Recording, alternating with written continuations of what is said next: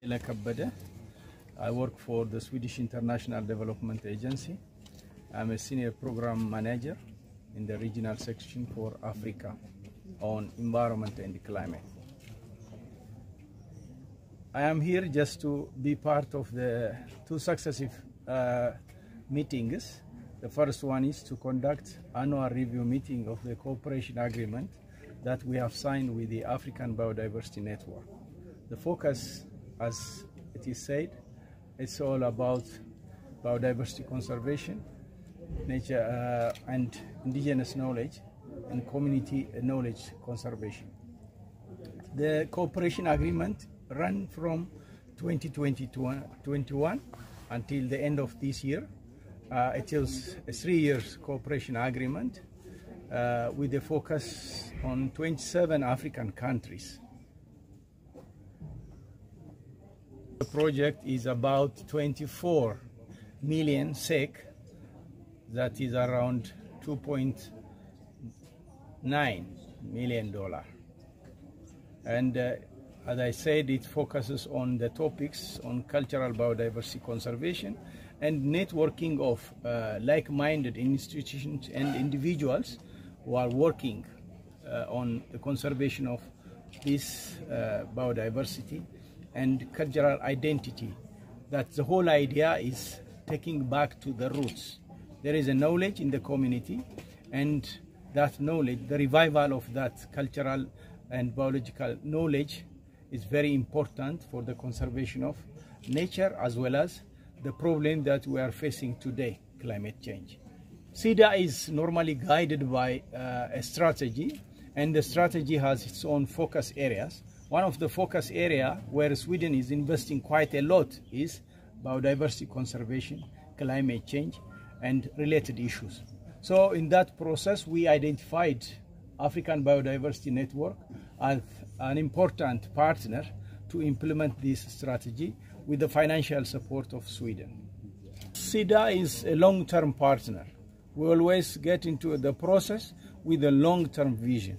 Then there is most likely to continue with the partner, so that looking for the next phase of the cooperation agreement. My name is Dr. Fasil Gabayo. I'm the ABN General Coordinator. Okay. What is this strong partnership? As previous speakers have already alluded in different way, the ABN, the African Biodiversity Network, has been in operation for the last 20 years.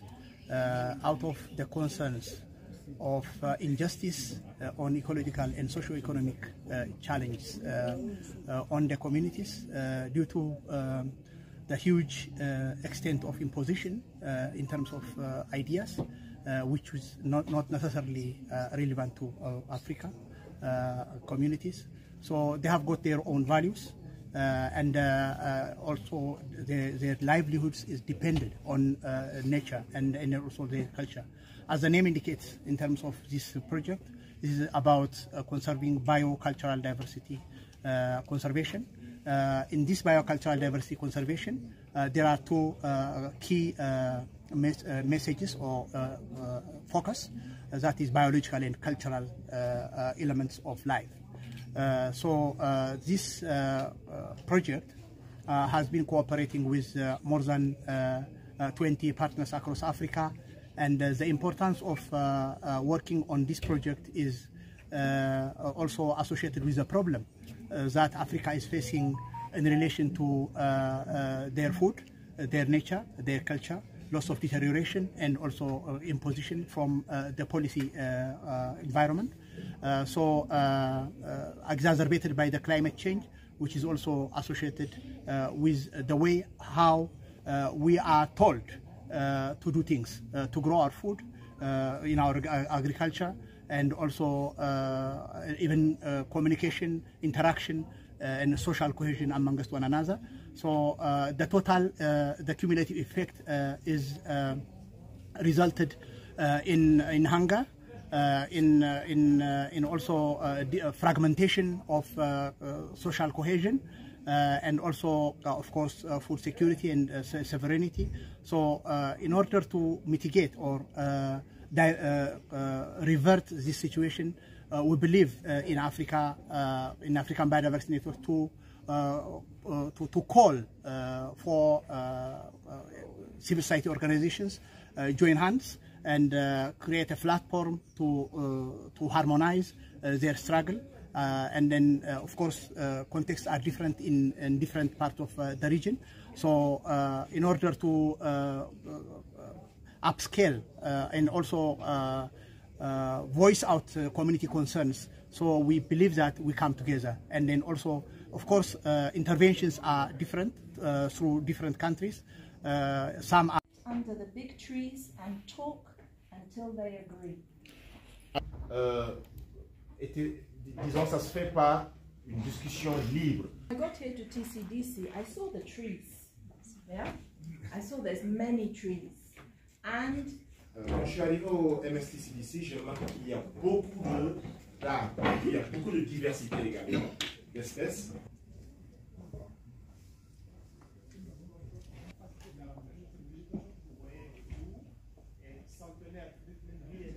Mradi ambao sisi kama EnviroCare tumeufanya kwa muda wa miaka mitatu. EnviroCare imeweza kufanya kazi na ABN toka 2009 mpaka sasa hivi. Lakini kwa kutumia huu mradi unafanya kazi na nchi 14 za Kiafrika. Na zote tunafanya kazi katika eneo kuu moja. Masuala ya biodiversity nikimaanisha kwamba Baiyonuai, utunzaji wa asili wetu. Kama tunapokuwa maeneo kama haya, tunahakikisha kwamba tunaendelea kuhamasisha jamii kupanda miti, kula vyakula vya asili, kutumia madawa ya asili. Kwa hiyo kwa sasa hivi ukiangalia kutokana na teknolojia, watu wengi sana sasa hivi wamesahau mila na desturi zao, kuanzia kwenye chakula. Na hata ukiangalia hata zamani, madawa ambayo tumekuwa tukiyatumia, hatukuwa tutumia madawa ya hospitalini. Ilikuwa zamani mtu akiumwa kifua, akiumwa tumbo, mama ataenda pale shambani, atachukua dawa, anampa mtoto au yote anayeumwa. Lakini sasa hivi mtu akiumwa kidogo tu kichwa, ataenda kununua Panadol. Lakini kumbe hizi dawa zinapatikana katika maeneo yetu. Wakati tunaanza huu mradi, tuliweza kufanya utafiti kuangalia vyakula vya asili vinavyopatikana na madawa ya asili ambayo yanapatikana. Tukagundua kwamba hivi vyote hivi vinapatikana na vyakula vingi vya asili.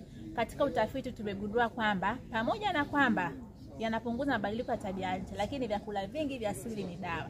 Na ndio maana hata watu wengi sasa hivi, kutokana na kuongezeka kwa maradhi mengi, watu wengi sasa hivi wanakula vitu vya asili, magimbi, wanachemsha magimbi, wanachemsha mihogo, wanachemsha viazi vitamu, hata sasa hivi maboga watu wengi wanakula. Lakini huku tulikotoka wengi walikuwa hawafanyi hivyo. Kwa hiyo tunaona kabisa kwamba vitu vya asili ni kinga katika mwili na vile vile vinahamasisha utunzaji wa mazingira.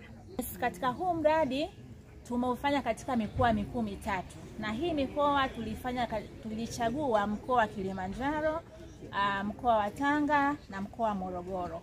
Na tulichagua hii mikoa kwa sababu tuliona bado hawa watu wana ile elimu kuhusu vitu vya asili. Hawa watu bado wanaendelea kutumia vitu vya asili.